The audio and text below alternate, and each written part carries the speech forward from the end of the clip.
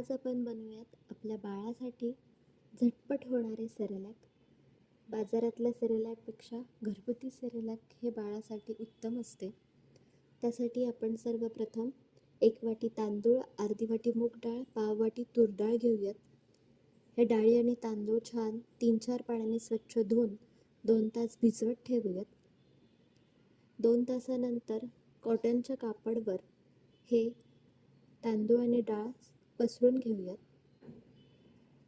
छान असे पसरवल्यानंतर 2 तास हे उन्हात वाळून घेऊयात. छान कडक उन्हात वाळून घ्या. 2 तासानंतर अशा प्रकारे तांदूळ आणि डाळ मोकळे होतात.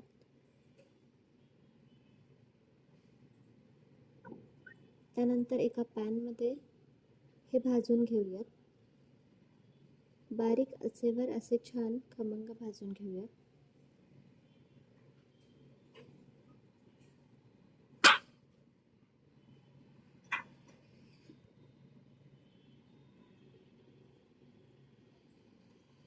सोनेरी रंग आला आहे. अजून थोडं भाजून घेऊयात. छान असं ब्राउनिश कलर आल्यानंतर हे मिश्रण आपण एका ताटात काढून घेऊयात. त्यानंतर एका पॅनमध्ये 1 चमचा जिरे, 2 काजू आणि 2 बदाम घेऊन तेही भाजून घेऊयात. जिरे हे बाळासाठी अत्यंत पौष्टिक असते. हे भाजून झाल्यानंतर हेही थंड करून घेऊयात. सर्व थंड झाल्यानंतर मिक्सरला पावडर करून घेऊयात. आपले बाळ किती महिन्याचं आहे त्यानुसार पावडर करून घेऊयात. अगदी 7-8 महिन्यांचे बाळ असेल तर एकदम बारीक पावडर केली तरी हरकत नाही, आणि 9-10 महिन्यांच्या पुढच्या बाळांसाठी थोडं रवाळ असेल तरी चालेल.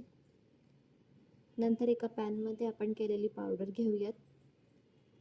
त्यामध्ये चिमूटभर हळद आणि चिमूटभर मीठ घेऊयात. हळद आणि मीठ पावडरमध्ये मिक्स करूयात. हे मिक्स झाल्यानंतर त्यामध्ये आपण 1 ग्लास पाणी घालून घेऊयात. पाणी घातल्यानंतर ही पावडर छान पाण्यामध्ये मिसळून घेऊयात, जेणेकरून याच्या गुठळ्या होणार नाहीत. मिक्स झाल्यानंतर गॅस चालू करून बारीक गॅसवर हे अशा प्रकारे शिजवून घेऊयात. त्यानंतर 10 मिनिटं झाकून ठेवलं होतं मी हे. अशा प्रकारे आपल्या बाळासाठी पौष्टिक असे सेरेलॅक तयार आहे. नक्की ट्राय करून बघा. व्हिडिओ आवडल्यास लाईक, शेअर आणि सबस्क्राईब करा.